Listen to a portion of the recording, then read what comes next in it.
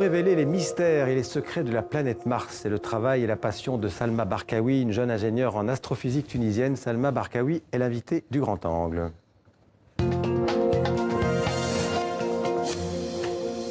La petite virgule. Bonjour Salma Barkaoui. Bonjour, merci beaucoup pour Bienvenue sur TV5 Monde. Vous êtes donc une jeune ingénieure en astrophysique tunisienne. Vous avez un parcours universitaire et scientifique remarquable puisque vous avez un double diplôme de mathématiques et de physique avec une spécialisation en modélisation. Vous allez nous dire de quoi il s'agit.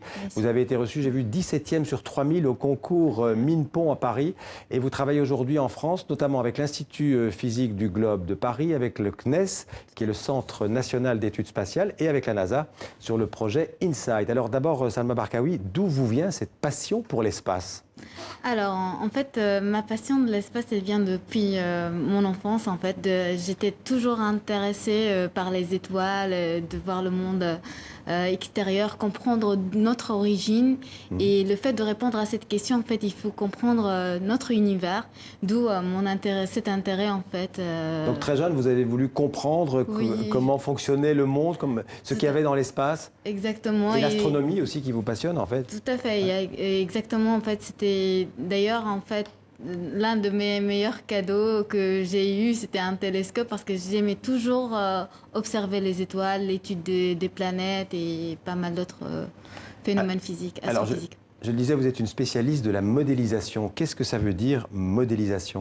Alors, la modélisation, en fait, on a des phénomènes qu'on ne comprend pas, naturels ou physiques qui nous entourent, qu'on n'arrive pas parfois à comprendre comment ça se manifeste et comment ça se déroule.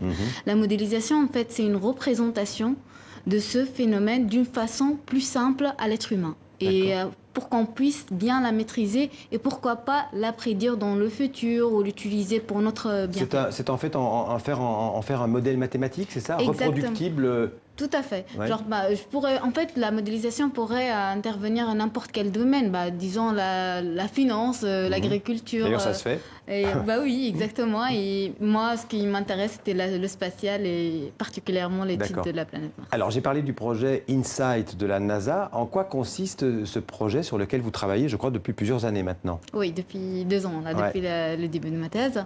Alors, en fait, la mission InSight, en fait, consiste à comprendre la structure interne de la planète Mars grâce à l'étude et la détection des ondes sismiques via l'instrument, le sismomètre français SAIS développé par l'équipe. On le voit là, on l'a vu là, InSight. En fait, c'est un robot InSight. C'est le nom de la mission. Mais oui, c'est un robot, mais composé de plusieurs instruments.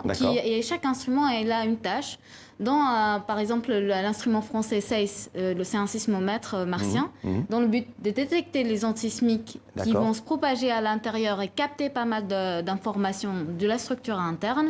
Et nous, notre tâche, les scientifiques et les ingénieurs, est de pouvoir étudier et comprendre ces compositions, la densité, la température, justement, parce que étudier les matériaux. Étudier les tremblements de terre, les tremblements de Mars, sur Mars, qu'est-ce que ça peut nous apprendre sur la planète?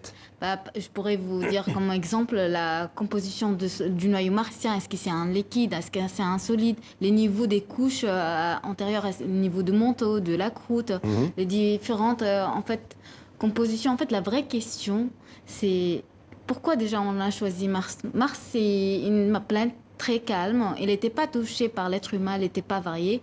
Du coup, le fait de comprendre ces compositions et la structure interne, elle va nous permettre de répondre à la question d'où on vient, comment notre Terre elle-même, parce que c'est une planète rocheuse également comme Mars.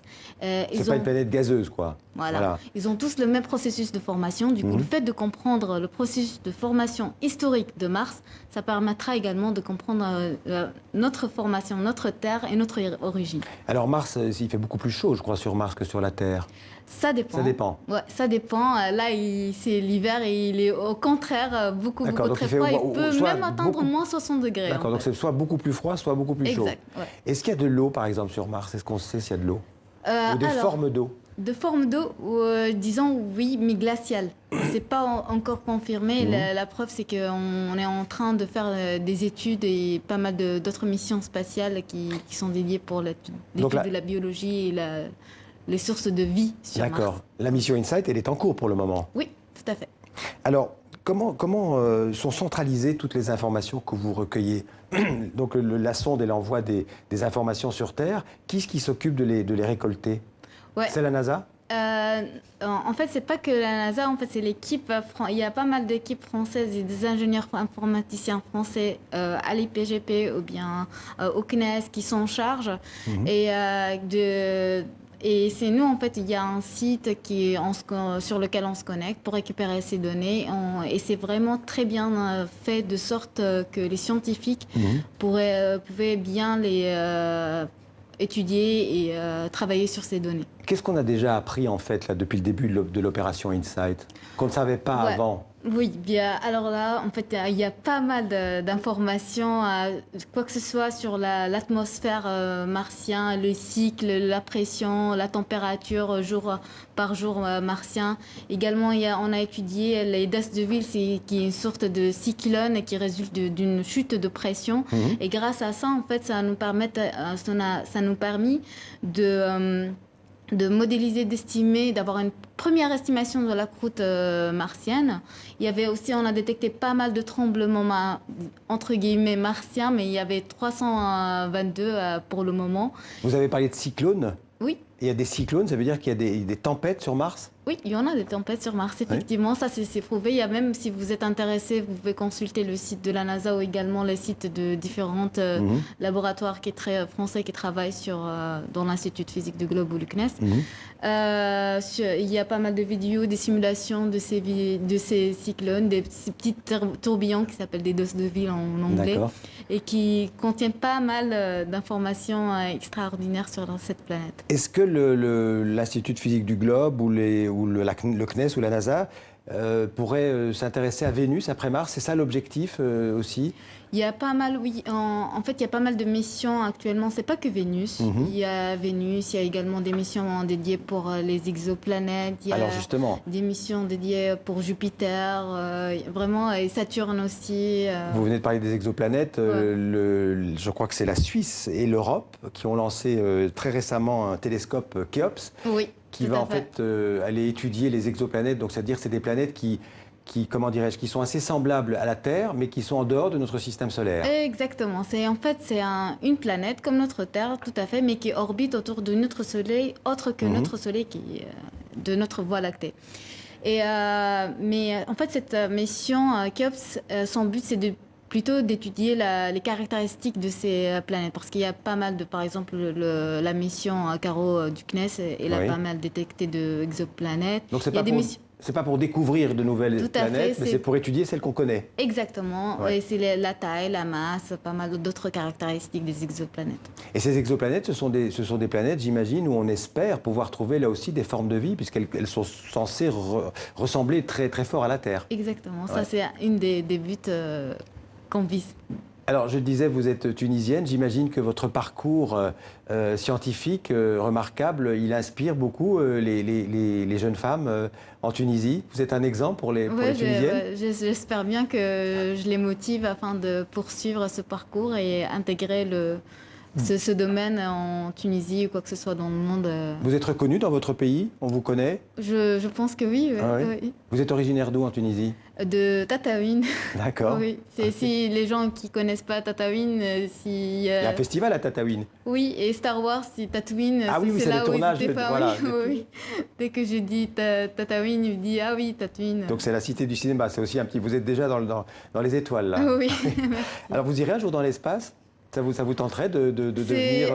C'est prévu ou pas? C'est un de mes rêves en fait. Et les buts déjà actuellement des agences spatiales, c'est de préparer un voyage dans l'espace, même en Mars. Mais personnellement, j'aimerais bien y aller un jour. Mais là, vous êtes déjà dans des, comment dirais-je, en préparation, dans des listes, parce que j'imagine que ça ne s'improvise pas? Oui, voilà, mais voilà. En fait, quand j'étais petite... Il me demandait, vous voulez faire quoi quand vous serez grande? Et je dirais tout de suite astronaute, j'aimerais bien aller à la Lune ou voir. Et là, j'ai vu le parcours de pas mal d'astronautes et j'ai vu, genre, ils font la formation dans l'ingénierie, puis ils font un peu de la science, astrophysique et tout ça. Et là, j'ai essayé de suivre ce parcours. Et là, vous l'avez réussi, ce parcours? Oui, espérant que que j'aboutirai à la fin de... Quand vous voyez par exemple les astronautes comme Pesquet dans la Station spatiale internationale. Oui, ça m'inspire franchement. Bon. Ben, merci en tout cas beaucoup d'être venu vous parler de votre passion. Merci beaucoup. J'espère que j'ai motivé pas mal de tous les femmes. Notamment les femmes, et peut-être d'autres aussi. Hein, oui, en tout cas les femmes et surtout les femmes tunisiennes. Merci beaucoup. Merci beaucoup. Salma Barkaoui.